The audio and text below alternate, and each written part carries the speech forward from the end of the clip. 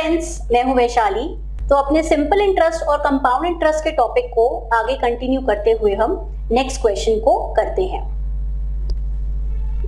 अगला क्वेश्चन देखिए, the compound interest on a certain sum at 5% for 2 years is ₹328। इस question में आपको बताया गया है कि on a certain some of money, मतलब प्रिंसिपल हमको नहीं पता, on a certain some of money at 5%, rate of interest आपको दी हुई है क्वेश्चन में, rate of interest is 5% and time period is 2 years। तो at the rate of interest 5% and the time period 2 years, the compound interest is 328। तो इस information को use कर हम अपना प्रिंसिपल अमाउंट कैलकुलेट कर लेंगे। आगे बढ़ते हैं। The simple interest for that sum at the same rate and for the same period will be. तो जब हम प्रिंसिपल को कैलकुलेट कर लेंगे फॉर्मूला लगा के, उसके बाद रेट ऑफ इंटरेस्ट हमें बताया गया कि सेम है 5%, टाइम पीरियड सेम है 2 years, और उस प्रिंसिपल को और गिवन रेट ऑफ इंटरेस्ट और टाइम पीरियड को हम यूज करके अपने सिंपल इंटरेस्ट को कैलकुलेट कर लेंगे। चलो हम क्वेश्चन की तरफ बढ़ते हैं।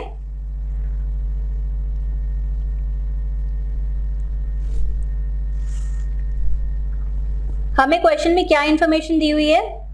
हमें बताया गया है कि जो हमारी रेट ऑफ इंटरेस्ट है वो 5% है, हमारा टाइम पीरियड है 2 years, और कंपाउंड इंटरेस्ट जो हमें गिवन है वो है ₹328। आपको याद होगा हमने अमाउंट का फॉर्मूला यूज किया था, amount is equal to principal into 1 plus rate upon 100 raise to the power t। ठीक है, अब हमारे पास क्या आया? प्रिंसिपल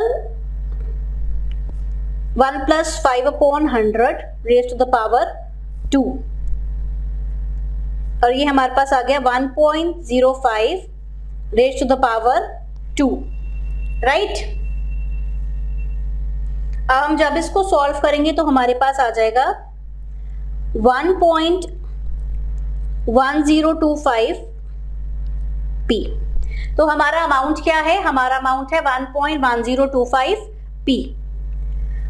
ऑल्सो आपको पता है कि अमाउंट क्या होता है? Amount is p plus compound interest. तो p प्लस कंपाउंड इंटरेस्ट हमारा क्या है? 1.1025 p, right. p plus ₹328 is equal to 1.1025 p। तो जब हम इसको सब्ट्रैक्ट करेंगे, ये है 1.1025 p और ये है 1 p, तो हमारे पास क्या आ जाएगा? 0.1025 p इज इक्वल टू ₹328। तो p हमारा क्या हो जाएगा? p हमारा हम इसको कैलकुलेट करेंगे तो हमारे पास आ जाता है ₹3200। तो ये हो गया हमारा प्रिंसिपल कैलकुलेट करने का मेथड। दोबारा से हम इसको एक बार दोहराते हैं। इस क्वेश्चन में हमें बताया गया था कि कंपाउंड इंटरेस्ट जो है वो ₹328 है and rate of interest is 5%, और हमारा टाइम पीरियड जो है वो था 2 साल का। अब हमने यहाँ पर अमाउंट का फॉर्मूला यूज किया जो कि हम कंपाउंड इंटरेस्ट कैलकुलेट करते वक्त यूज करते हैं। Amount is equal to p into 1 plus r upon 100 raise to the power t।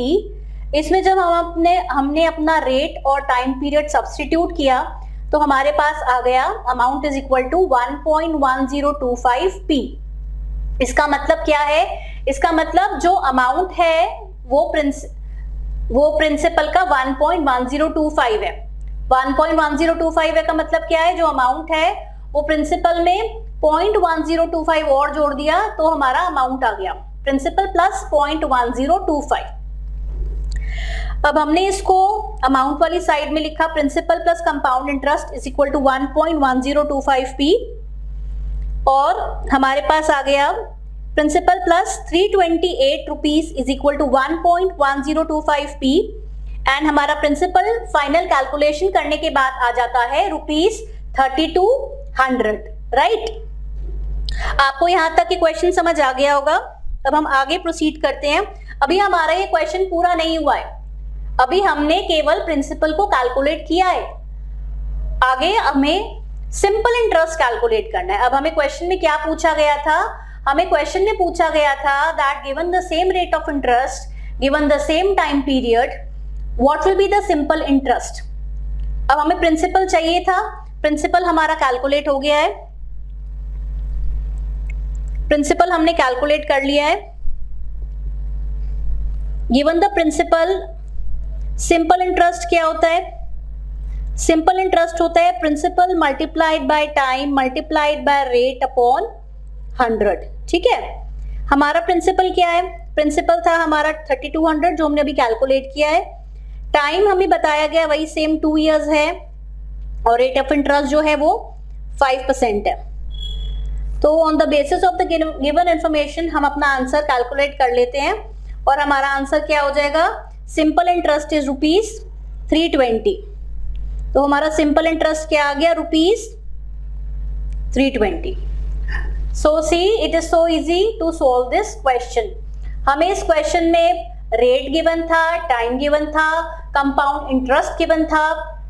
इस इंफॉर्मेशन को यूज करते हुए हमने अपने प्रिंसिपल का कैलकुलेट किया, फिर हमने उस प्रिंसिपल और गिवन रेट ऑफ टाइम और टाइम पीरियड को यूज करके सिंपल इंटरेस्ट को कैलकुलेट किया।